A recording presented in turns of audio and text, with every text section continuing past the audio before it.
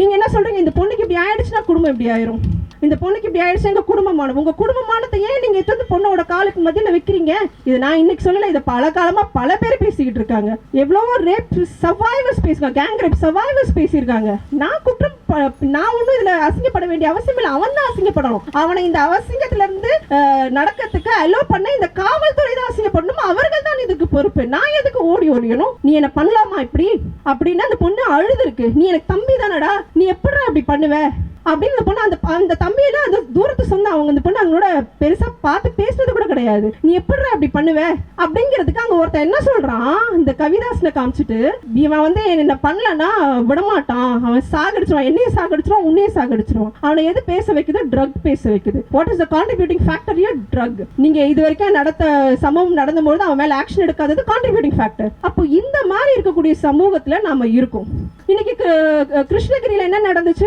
Okay, இந்த இவ்வளவு பெரிய ஒரு இஷ்யூ வருது, அப்படியே நடக்கவே நடக்காத மாதிரி மூடி மடைக்கிற டிராமா கர்மத்தை எல்லாம் பண்ணீங்க. ஓகே, இன்னைக்கு நேத்து வர நியூஸ் என்ன இருக்கு? முந்தா நேத்துக்கு அங்க இருக்க தோழர்கள் ஆர்ப்பாட்டம் பண்றாங்க. நேத்துக்கு வர காலையில நியூஸ் என்ன? அவரு சிறையில விஷத்தை குடிச்சு செத்து போயிட்டாரு. அசிங்கமா இல்ல உங்களுக்கு இதெல்லாம் பண்றது? இப்படி பேசுறதுக்கு காவல்துறையில தானே இருக்கிறாரு, உங்க கஸ்டடியில தானே இருக்கிறாரு. உங்க கஸ்டடியில அவருக்கு எப்படி வந்துட்டு உங்களுக்கு விஷம் கையில வந்துச்சு?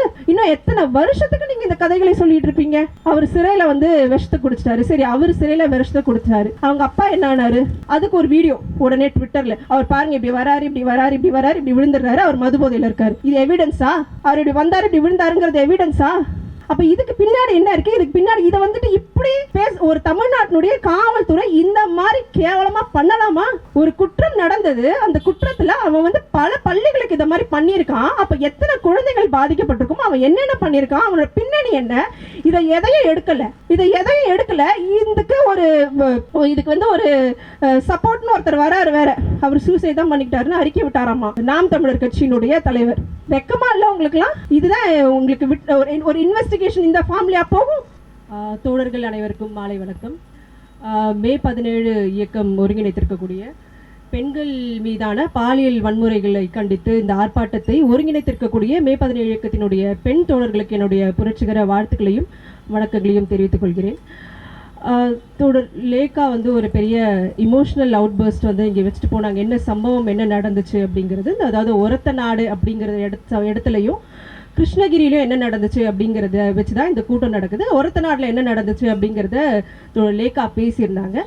நானும் தோழர் லேக்காவும் நேத்திக்கு வந்து ஒரத்த நாடு போயிருந்தோம். அந்த பாதிக்கப்பட்ட பெண்ணை சந்திக்கிறதுக்கு முயற்சி செய்து அவங்க குடும்பத்தில் இருக்கிறவங்களை சந்தித்து என்ன நடந்தது அப்படிங்கிறதெல்லாம் விசாரிச்சிருந்தோம். அதை பற்றி தோழரும் பகிர்ந்தாங்க.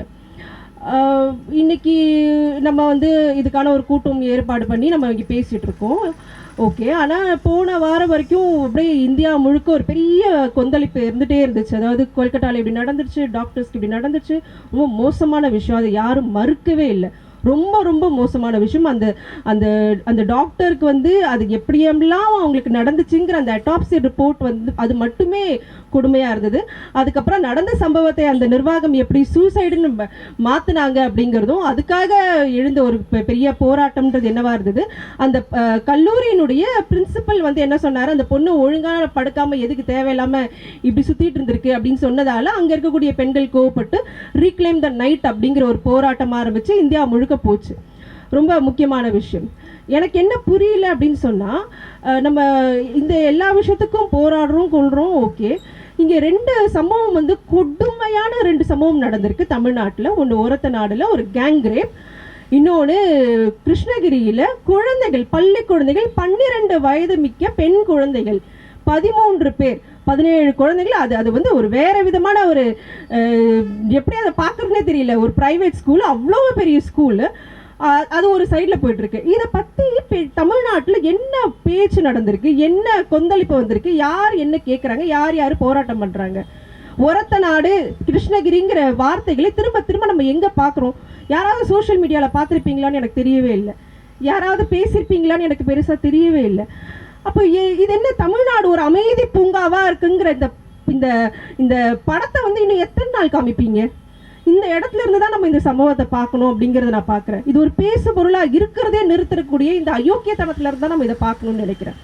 இந்த ஒரத்த நாடு சம்பவம் அப்படிங்கிறதுல தோழர் எல்லாமே சொன்னாங்க, வீட்டு வாசல் எதிர்க நீங்கள் வந்து இந்த கல்கட்டா பிரின்சிபல் பேசின மாதிரி ஏதோ ஏன் அவங்க அந்த ரூமில் செமினார் ரூமில் எதுக்கு போகணும், எதுக்கு இப்படி இருந்தாங்கலாம் இல்லை. வீட்டு வாசலில் நடந்த சம்பவம். வீட்டு வாசல்லேருந்து இங்கேருந்து ஏதோ அந்த சேர் இருக்க இடம் ஜஸ்ட் லைக் தட் இங்கே அப்படி எடுத்துகிட்டு போயிட்டு உள்ளே வச்சு பாட்டிலை கழுத்தில் வச்சு பீர் பாட்டிலை உடச்சி கழுத்தில் வச்சு நடந்த கேங் ரேப். அந்த கேங் ரேப்னுடைய அது விவிடா எவ்வளோ இருக்குங்கிறதுல கொடுமை. இந்த கேங் ரேப்பில் இருக்கக்கூடிய பல விஷயங்கள் என்னென்னா, யாரோ தெரியாதவங்க யாரோ இல்லை, தோழர் சொன்ன மாதிரி பட்ட பகலில் வீட்டில் நடந்தது. இது இந்த 6 பேரில் 4 பேர் 3 பேர் அந்த பெண்ணினுடைய நெருங்கிய உறவினர்கள். ஏதோ எங்கேயோ இருக்கிறவங்க எங்கேயோ பார்க்காதவன் அப்படின்லாம் இல்லை. அதில் 3 பேர் வந்து அந்த பெண்ணுடைய நெருங்கிய உறவினர்கள். அதில் ஒருத்தர் தம்பி, ஒருத்தர் சின்ன வயசுல. இந்த 6 பேரில் அந்த பொண்ணுக்கு 5 பேரையும் நல்லாவே தெரியுது. ஒருத்தர் மட்டும்தான் வந்து தொடர்ச்சி, அந்த கவிதாசன் அப்படிங்கிறவன் மட்டும்தான் அந்த பொண்ணை தொடர்ச்சியாக ஸ்டாக் பண்ணிட்டு வரான். 4 மாசமா ஸ்டாக் பண்ணிட்டு வரான். அந்த பொண்ணு ஃபோன் பண்ணுறது, டார்ச்சர் பண்ணுறது, வீடியோ கால் பண்ணுறது. எங்கேருந்து எதிர் வீட்டில் ஒரு ட்ரக் ரீட்டைல் டிஸ்ட்ரிபியூஷன் நடக்கிற சென்டராக இருக்குது. இந்த பொண்ணோட வீட்டுக்கு எதிர்க்க இருக்கக்கூடிய ஒரு யாரோ ஒருத்தரோட நிலம். அந்த நிலத்தை யாருமே பார்க்கறது இல்லை, பாதுகாப்பற்று இருக்குது. அந்த இடத்துல ஒரு ஷெட்டு போட்டு அங்கேருந்து ட்ரக் டிஸ்ட்ரிபியூஷன் சென்டராக இருக்குது.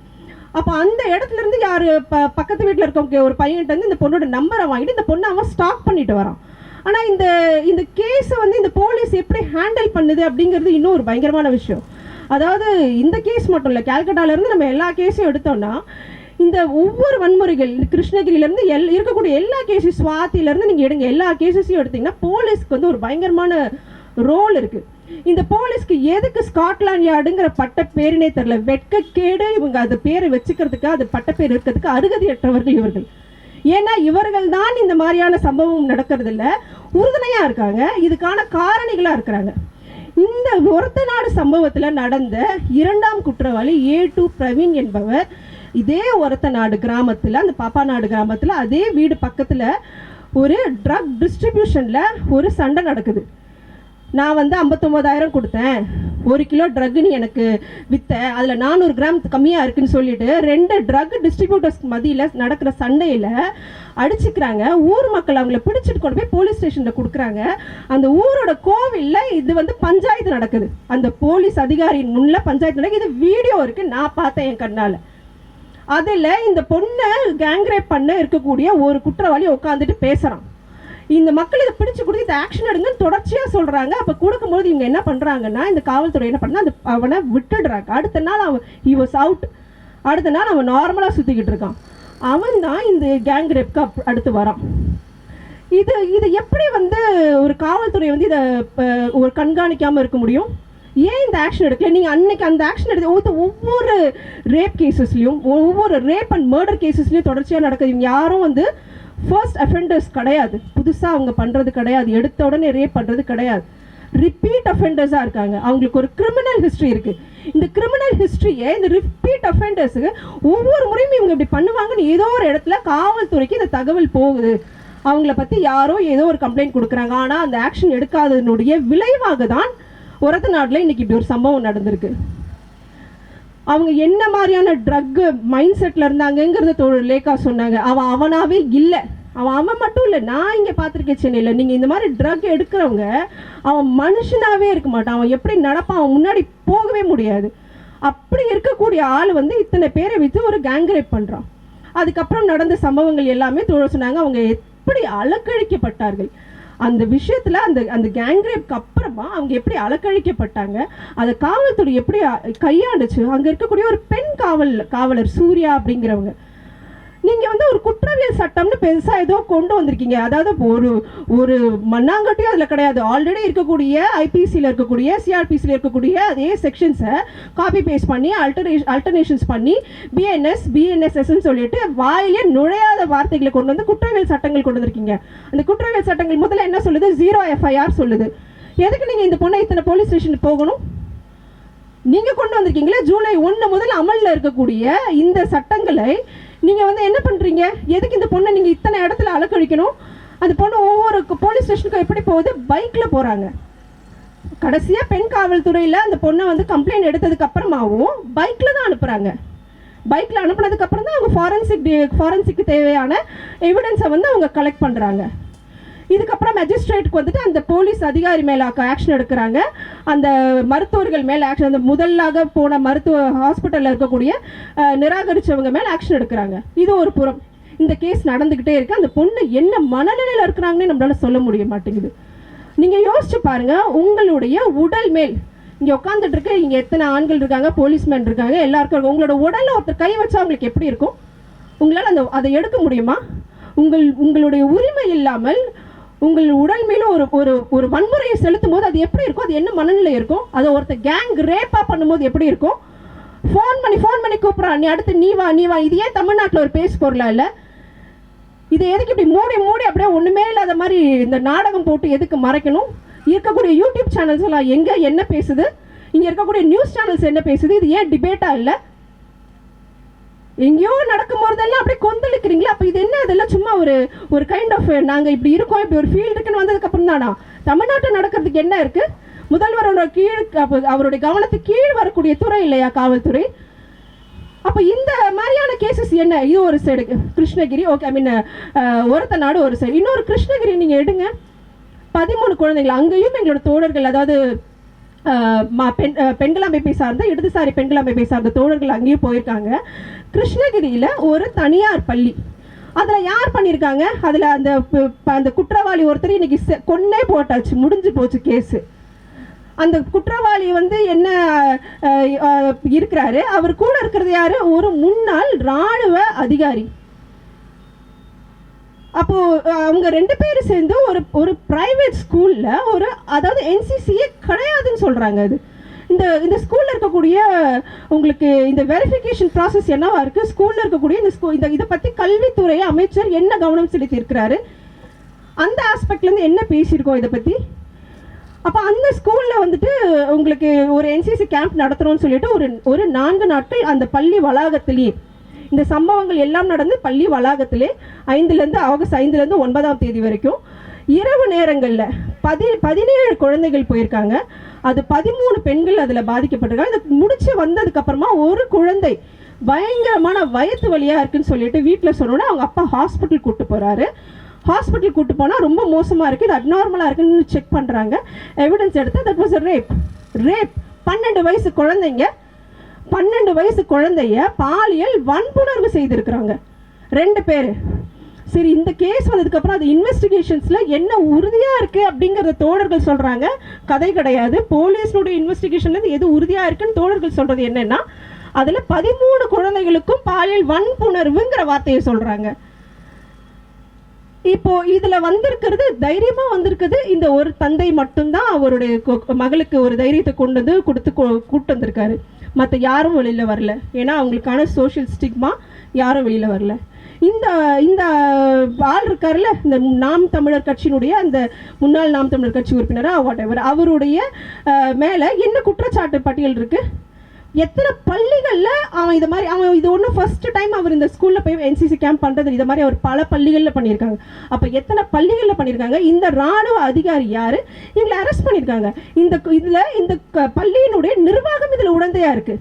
அந்த பள்ளியினுடைய பிரின்சிபல் உடந்தையாக இருக்குது. அந்த குழந்தைங்களுக்கு என்ன சொல்லியிருக்காங்க அந்த டீச்சர்ஸ்? ஆக்சுவலி இந்த விஷயம் வந்த உடனே அந்த என்சிசி கேம்ப் முடியும் போது உங்களுக்கு டபுள் மெடல் கொடுக்குறோம், எக்ஸ்ட்ரா சர்டிஃபிகேஷன்ஸ் கொடுக்குறோம், இதை பற்றி எங்கேயும் பேசாதீங்கன்னு சொல்லியிருக்காங்க. கிளாஸ்ல மார்க் அதிகமாக போடுறோம், எங்கேயும் பேசாதீங்கன்னு ஆசிரியர்கள் சொல்லியிருக்காங்க, ஆசிரியைகள் சொல்லியிருக்காங்க. அந்த ஆசிரியர்கள் இன்னைக்கு கைதாயிருக்காங்க. இப்படி உங்களுக்கு கிருஷ்ணகிரியில் நடக்குது. இதை பற்றி தமிழ்நாடு பேச வேண்டாமா? இது ஒரு பேசு பொருளாக நமக்கு இன்னைக்கு இருக்க வேண்டாமா? நம்மளோட குழந்தைங்க 12 வயசு குழந்தைங்களுக்கு இப்படி ஆயிருக்குன்னா இது எவ்வளோ பெரிய விஷயமா இருக்கு. இது என்ன ஒன்றுமே நடக்காத மாதிரி இதை மூடி மறைச்சு என்னத்தை சாதிக்க போறீங்க? இந்த கிருஷ்ணகிரி வழக்கா இருக்கட்டும், இல்லை உங்களுக்கு ஒரத்தநாடா இருக்கட்டும், இது எல்லாத்துலையும் நமக்கு பார்க்க வேண்டிய முக்கியமான விஷயம் என்ன? இவங்க ரிப்பீட் அஃபெண்டர்ஸ். இவங்க யாரும் முதல் முறை பண்றது இல்லை. ஒவ்வொரு முறையும் இந்த காவல்துறை ஃபெயிலாக இருக்கிறதால அவங்களுக்கு தகுதி இல்லாமல் இதை ஒரு சரியான விசாரணைக்கு கொண்டு இந்த குற்றவாளிகளை அவங்களுக்கு தண்டனை வாங்கி கொடுக்க தவறியதால் நிகழும் சம்பவங்கள் தான் இது. அவன் ஏதோ எழுந்து போயிட்டு இன்னைக்கு பார்த்துட்டு ரேப் பண்ணுறது இல்லை. இந்த பிரவீன் ஒரத்தநாடுல ட்ரக் கேஸ்ல 2 மாசம் முன்னாடி இருந்திருக்கான். அவனை ஏன் இவங்க பிடிக்கல? அவன் மேலே இதுக்கு முன்னாடி இதே ரோட்டில் அவன் மேலே வந்து ஒரு குற்றம் சாட்டுறதுக்கு 1ஆம் கிளாஸ் படிக்கிற குழந்தைய வந்து அவன் மொலஸ்ட் பண்ணியிருக்கான். இந்த ஒரத்தநாடுல இருந்த இதே பிரவீன் 1ஆம் கிளாஸ் படிக்கிற குழந்தைய 5-6 வயசு குழந்தைய மொலஸ்ட் பண்ணியிருக்கான்.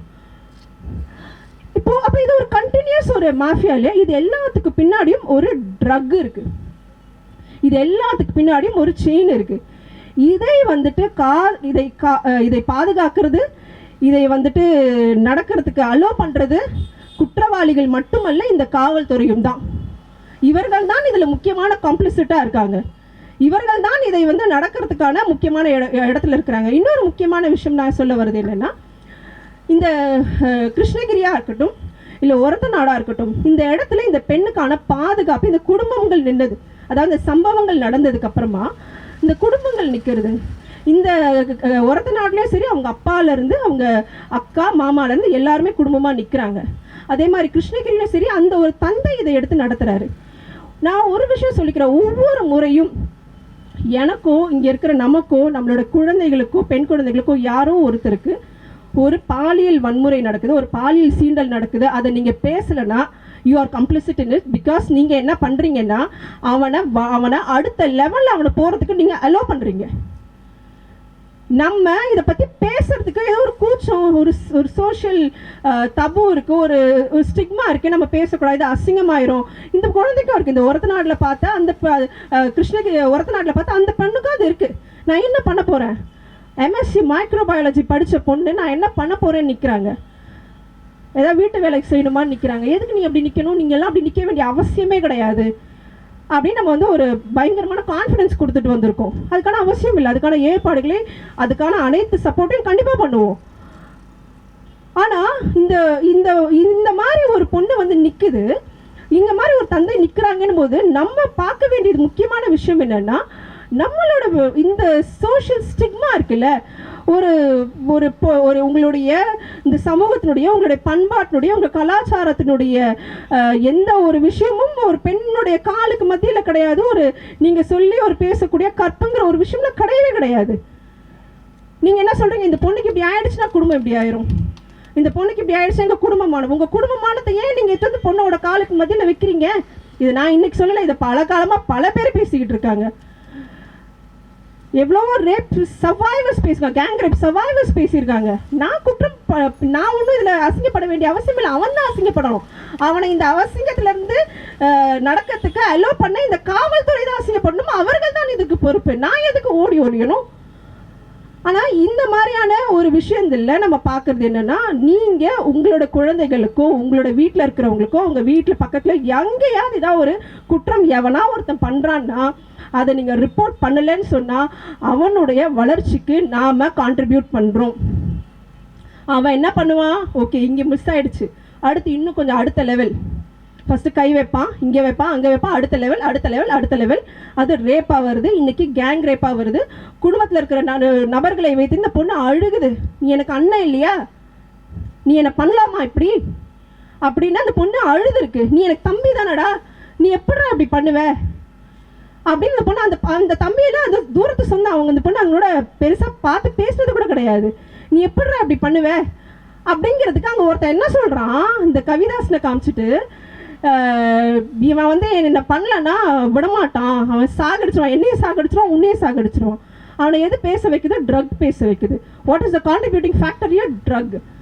நீங்கள் இது வரைக்கும் சம்பவம் நடந்தபோது அவன் மேலே ஆக்ஷன் எடுக்காதது கான்ட்ரிபியூட்டிங் ஃபேக்டர். அப்போ இந்த மாதிரி இருக்கக்கூடிய சமூகத்தில் நாம் இருக்கோம். இன்றைக்கி கிருஷ்ணகிரியில் என்ன நடந்துச்சு?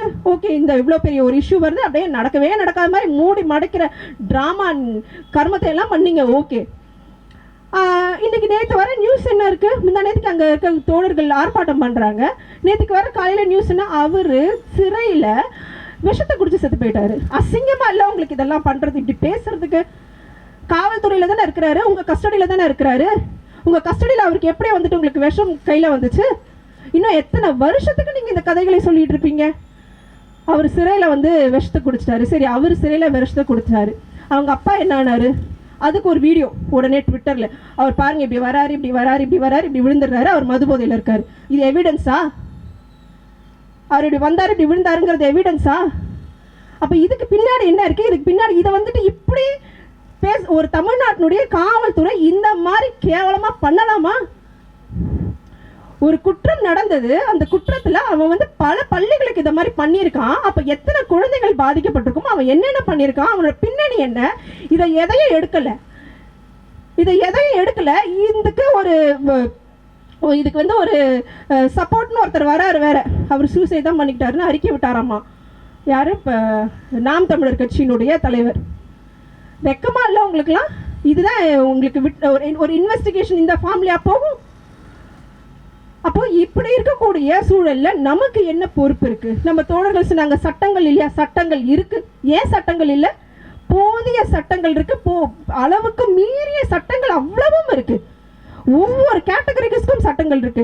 நீங்க வந்து தயவுசெய்து யாராவது ஃப்ரீயா இருக்கும்பொழுது வர்மா கமிட்டியினுடைய ரிப்போர்ட், ஜஸ்டிஸ் வர்மா கமிட்டியினுடைய ரிப்போர்ட் எடுத்து படிச்சு பாருங்க. ஆல்ரெடி இருக்கக்கூடிய சட்டங்களை எப்படி வந்து இன்னும் ஸ்ட்ரென்தன் பண்ணியிருக்காங்கன்னு நமக்கு தெரியும். பாஷ் எங்கே இருக்கு? பாக்ஸ் எங்கே? ஒரு எஃப்ஐஆர் போட்டதுக்கு பிச்சை எடுக்கணும் இந்த போலீஸ் ஸ்டேஷன்ல. நான் ஏன் ஒவ்வொரு முறையும் இந்த காவலர்களை சொல்றேன்னா, இவங்க ஏன் இது குழந்தை சொன்னா ஒவ்வொரு முறையும் பிரச்சனை பண்ணவனை பாதுகாக்கிறதே இவரோட வேலையா இருக்குன்னு நாங்க அத்தனை கேசஸ்ல பார்த்துருக்கோம். நம்மள குற்றவாளியா பார்ப்பாங்க. ஒரு ஐஐடி கேம்பஸ்குள்ள ஒரு ரேப் கேஸ் நடக்குது. அந்த பொண்ணுக்கு எஃப்ஐஆர் போட்டு 1 வருஷம் அலக்கழிச்சாங்க. ஒண்ணுமே நடக்கவே இல்லை. அந்த பொண்ணு என்ன பண்ணுச்சு? எப்படி அந்த பொண்ணு கடைசியில் மாதர் சங்கத்துக்கு வந்துச்சுன்னா, ஜெய்பீம் படத்தை பார்த்துட்டு அதில் வர ஜஸ்டிஸ் சந்திரன் யாரோ ஒருத்தர் இப்படி பண்ணியிருக்காருன்னு பார்த்துட்டு அவர் நியூஸ் பேப்பரில் அடுத்து ஒரு நாள் ஏதோ ஒரு ஸ்கூலில் பேசியிருக்காருன்னு பார்த்து அந்த ஸ்கூலுக்கு போயிட்டு அவரோட நம்பரை எடுத்துட்டு பேசி எங்ககிட்ட வராங்க. நம்ம அதுக்கப்புறம் அதை ஃபாலோ பண்ணி அதுக்கு அத்தனை போராட்டங்கள் பண்ணி சிபிசிஐடிக்கு போச்சு. ஆஃப்டர் 1 இயர் அது என்னோட இடம் இந்த ஆழ்வார்பாட் பக்கத்தில் இருக்கக்கூடிய ஒரு காவல் நிலையம். அதாவது அவங்களுக்கு ஐஐடியே வந்து அவ்வளோ அளவுக்கு அவங்களுக்கு வந்து பாதுகாக்கணுமாமா. ஐஐடிக்குள்ளே எத்தனை கேசஸ் நடக்குது. அதில் அந்த பொண்ணுக்கு முக்கியமான பிரச்சனையை கொடுத்தது அவன் மட்டும் இல்லை, இந்த காவல்துறை தானே. அப்போ ஒவ்வொரு முறையும் எஃப்ஐஆர் போடுறதுக்கு பாக்ஸோ ரெஜிஸ்டர் பண்ணுங்க. பாக்ஸோ எதுக்கு இருக்குது? குழந்தைகள் மீதான பாலியல் வன்முறைக்கு எடுக்கிறது பாக்ஸோ. அதுக்கு எதுக்கு நம்ம இவங்க கிட்ட போய் பிச்சை எடுக்கணும்? அதை பண்ணுறதுக்கு தான் நீ கிடக்குற. அதுக்கு பண்ணுறதுக்கு தான் உனக்கு என்னோட டாக்ஸ் மணி போகுது. இதை தவிர உனக்கு வேற என்ன வேலை இருக்கு? ஆனால் இதுதான் இங்கே இருக்கக்கூடிய சட்டங்கள். நீங்கள் எத்தனை பணியிடங்கள்ல உங்களுக்கு வந்துட்டு பாஷ் இருக்கு? Prevention of sexual harassment at work place system எத்தனை பணியிடங்கள்ல இருக்கு? எத்தனை அரசு பணியிடங்கள்ல இருக்கு? ஸோ சட்டங்கள் எல்லாமே இருக்கு. ஆனால் இந்த சட்டங்கள் இம்ப்ளிமெண்டேஷன்ல கிடையாது. இந்த சட்டங்களை வந்து நடைமுறைப்படுத்துவது இல்லை. இந்த மாதிரி கேசஸ் வரும்போது நம்ம எல்லாரும் நின்று பேசுகிறோம். இதில் ட்ரக் இருக்குன்னு சொல்கிறோம், இதில் ஒரு சீரியல் அஃபெண்டராக இருக்காங்கன்னு சொல்கிறோம், இதில் போலீஸுடைய விஷயங்கள் இருக்குன்னு நம்ம எல்லாருமே சொல்கிறோம். இதில் முக்கியமாக வந்து குடும்பம் நம்மளுடைய பொறுப்பு என்னவா இருக்குது? நம்ம இருக்கக்கூடிய இந்த காஸ்டஸ் பேட்ரியார்கல் ஃபியூடல் சிஸ்டம், ஒரு சாதிய மனப்பான்மையும் ஆணாதிக்க சிந்தனையும் பிற்போக்குத்தனமான இந்த குடும்பம் தான் எடுத்துகிட்டு வந்து என்ன பண்ணுது? உன் குடும்ப மானத்தையே எடுத்துட்டு இந்த பொண்ணு மேலே வச்சிடுற. இதையே சொல்லி வளர்க்குறதுல இருந்து சாகிற வரைக்கும் இவன் பார்த்துப்பான், அவன் பார்த்துப்பான், தம்பி பார்த்துப்பான், அண்ணன் பார்த்துப்பான், அப்பா பார்த்துப்பாரு, ஹஸ்பண்ட் பார்த்துப்பாரு, பாய் ஃப்ரெண்ட் பார்த்துப்பான், யாரும் ஒருத்தங்கிட்ட கொடுத்துட்டே இருக்கிறது அதுக்கான அவசியமே இல்லை. அப்போ இப்படி இருக்கக்கூடிய இந்த சிஸ்டத்தை நம்ம எப்படி மாற்ற போகிறோம்? இது பேசு பொருளாக ஆகிறதுக்காகவே நம்ம இன்னைக்கு இவ்வளோ தண்ணி போக கத்த வேண்டியிருக்கு. அட்லீஸ்ட் தமிழ்நாட்டில் ஒரு 4 வருடங்களுக்கு முன்னாடி அத்தனை போராட்டங்கள் நடந்துச்சு. எல்லாத்துக்கும் போராட்டம், எல்லாத்துக்கும் கேள்வி. தமிழ்நாட்டில் பொள்ளாச்சி சம்பவம் நடந்தபோது அவ்வளோ பெரிய போராட்டம் நடந்துச்சு, அவ்வளோ பெரிய கொந்தளிப்பாச்சு, அது ஒரு நேஷனல் நியூஸாக போச்சு. இன்னைக்கு ஏன் இந்த கேங் ரேப் ஒரு பேசு பொருளாக இல்லை?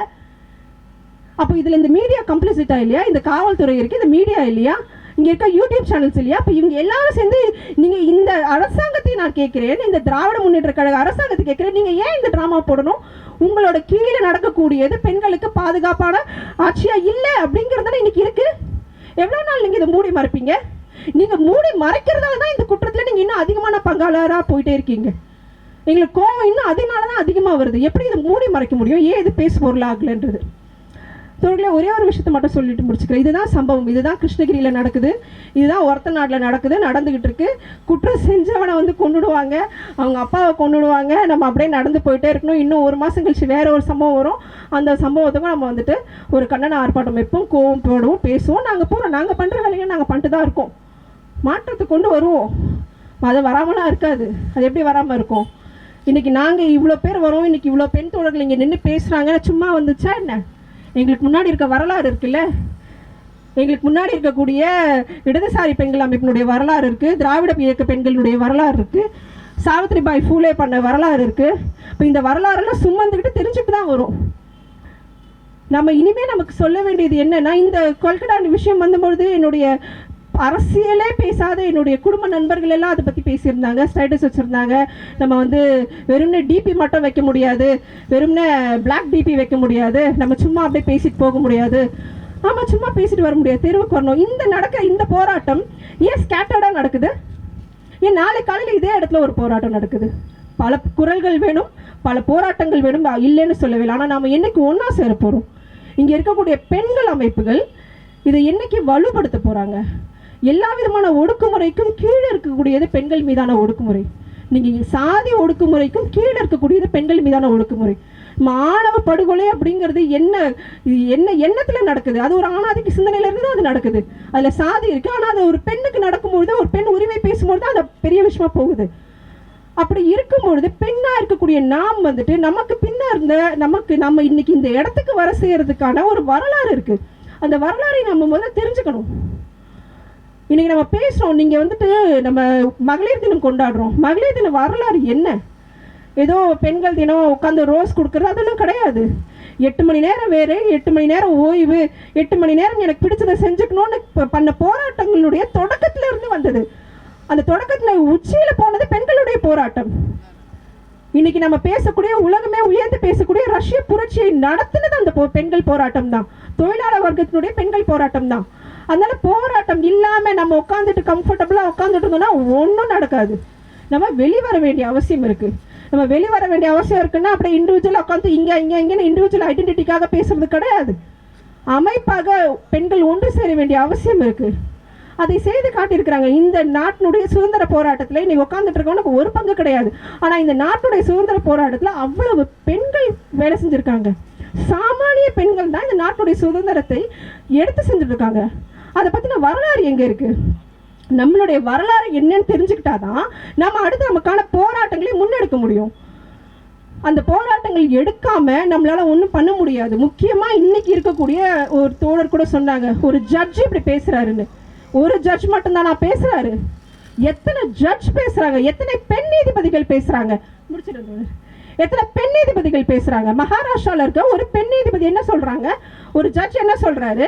ஒரு ஆடைக்கு மேலே கை வச்சா இது கிடையாது, மொலஸ்டேஷன் கிடையாது. ஆடைக்கு உள்ள கை வச்சாதான் மொலஸ்டேஷன். இது என்ன மாதிரியான சமூகம்? ஒரு இந்த இருக்கக்கூடிய பாரதிய ஜனதா கட்சி, இந்த பிஜேபி கட்சி, ஒரு RSS சித்தாந்தத்தை உள்கொண்டிருக்க இந்த கட்சி பெண்களை கீழ்த்தரமாகவும் பெண்களை சேவை செய்பவர்களாக மட்டுமே பார்க்கக்கூடிய கட்சி. இந்த கட்சியினுடைய போக்கு என்ன, இந்த கட்சியினுடைய ஹிஸ்ட்ரி என்ன, இவர்களுடைய உறுப்பினர்களுடைய ஹிஸ்ட்ரி என்ன, கர்நாடகாவில் என்னன்றது எல்லாருக்குமே தெரியும். ஆனால் இதை மாற்றுவதற்கு பெண்களால் மட்டும்தான் முடியும். இது ஜஸ்ட் பெண்கள் பிரச்சனை மட்டும் கிடையாது. இது ஏதோ பாதுகாப்பு, பாலியல் அப்படிலாம் கிடையாது, செக்ஷுவல் ஹராஸ்மெண்ட் அது மட்டும் கிடையாது. இந்த பாசிச பாஜகவை, இந்த பாசிசத்தை எங்கே இருக்கும் பாசிசம்? இன்னைக்கு இந்த பாசிசம் மட்டும் சொல்ல முடியாது.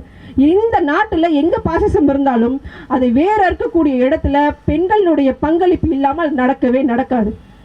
பெண்கள் தெருவுக்கு வந்து பெண்கள் அமைப்பாக இருந்து போராடினா மட்டும்தான் இந்த விடுதலை, இதிலிருந்து மட்டும் விடுதலை இல்லை, எல்லாத்துலேருந்து நமக்கான விடுதலை வரும் அப்படிங்கிறத சொல்லிக்கிட்டு அந்த எண்ணத்தில் இந்த ஆர்ப்பாட்டத்தை ஒருங்கிணைத்திருக்கக்கூடிய மே 17 பெண் தோழர்களுக்கு வாழ்த்துக்களை சொல்லி முடிவு சொல்லிக்கிறேன். நன்றி.